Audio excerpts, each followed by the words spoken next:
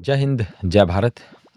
जिन बच्चों को डर लगता है कंपटीशन से पहले, ये बात लागू होती है ना सिर्फ जो आर्मी की भर्ती करते हैं देखते हैं बच्चे उन पर, ये लागू होती है जो 100 टू 4 8 15 5 10 मैराथन जो भी करते हैं सभी पर। और ये सिर्फ हमारे बच्चों पे ही लागू नहीं होती, हमारे भारत के बच्चों पर ही।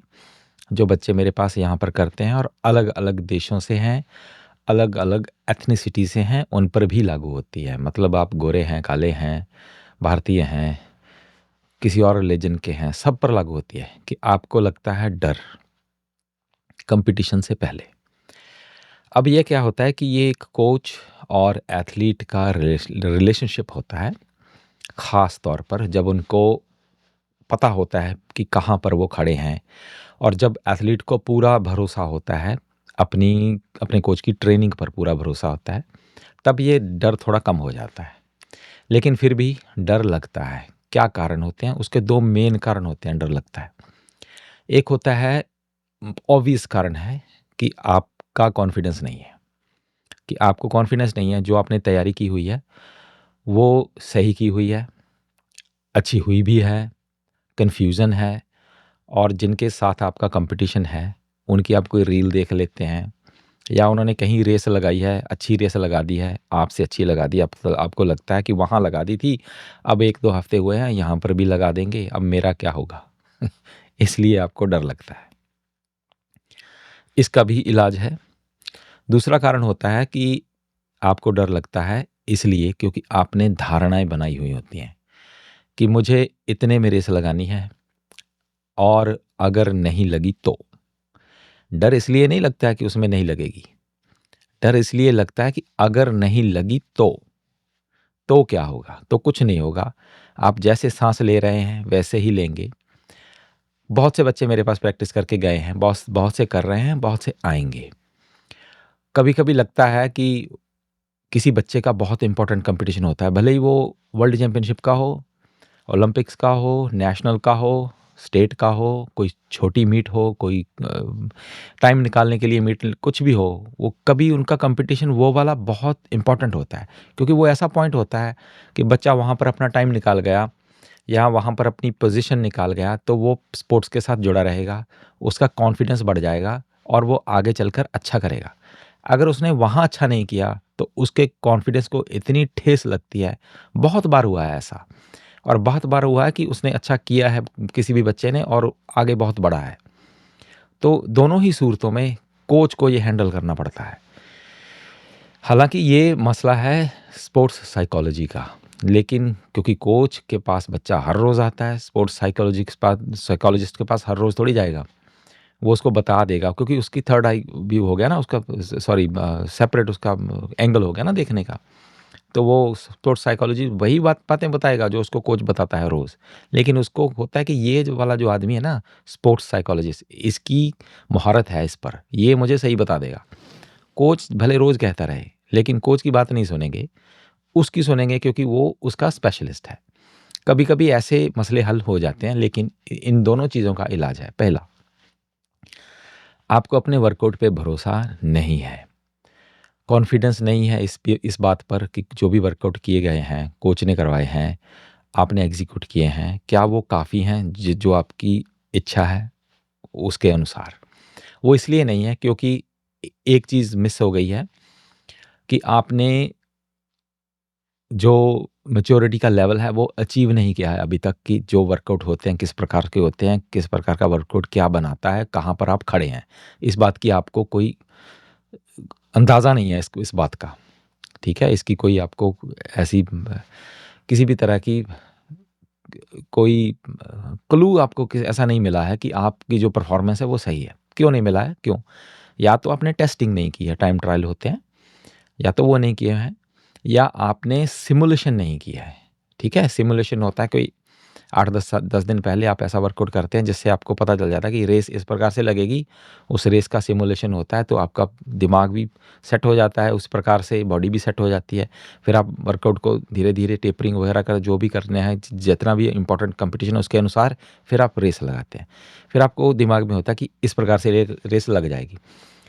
तो हल इसका ये है कि आप रेस की सिमुलेशन ज़रूर करें। जो भी रेस लगानी है ना, अगर आपको 400 मीटर लगानी है तो 350 मीटर या 420 मीटर ऐसी की सिमुलेशन करें। या स्पीड एंड्योरेंस में कुछ लैक्टेट टॉलरेंस में कुछ कर सकते हैं कि इतने की वो फोर अपनी बनेगी 400, या आप 800 लगाते हैं आप, या 1500 लगाते हैं, 5K लगाते हैं, उसकी भी सिमुलेशन हो जाती है, 10K की, मैराथन में टेम्पो की सिमुलेशन होती है। आप ऐसा कोई वर्कआउट ज़रूर करें 10-15 दिन पहले अपने इवेंट के हिसाब से, कि आपकी रिकवरी हो जाए और उस वर्कआउट से आपको पता चल जाए कि आप कहाँ खड़े हैं। तो उससे आपका कॉन्फिडेंस बूस्ट हो जाएगा। उससे ये जो शंकाएँ पैदा होती है ना, मेरा क्या होगा, ये लग जाएगी या नहीं लग जाएगी, वो आया है उसने अच्छी लगाई है, ये चीज़ें दूर हो जाती हैं। पहला तो ये है। दूसरा ये है कि अपने वर्कआउट पर और कोच पर भरोसा रखें। कोच कभी भी आपका बुरा नहीं चाहेंगे।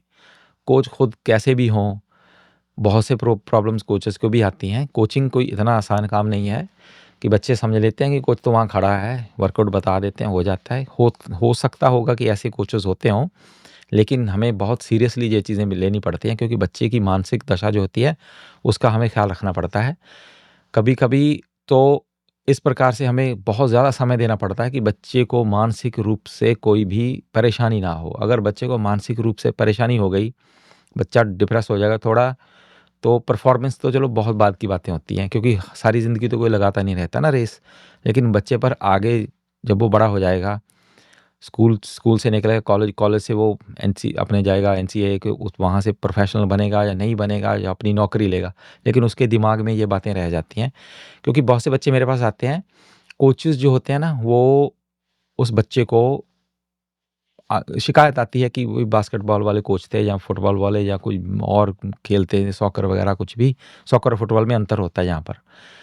तो वो उन्होंने ये बात कह दी, बच्चा रोने लग गया। वो बोला कि चलो मैं एथलेटिक्स करता हूँ, फिर एथलेटिक्स करने हमारे पास आ गए। तो फिर बच्चे से थोड़ी-थोड़ी वो रिपोर्ट बनती जाती है, बच्चा थोड़ा विश्वास करता जाता है। तो इस प्रकार से जब बच्चा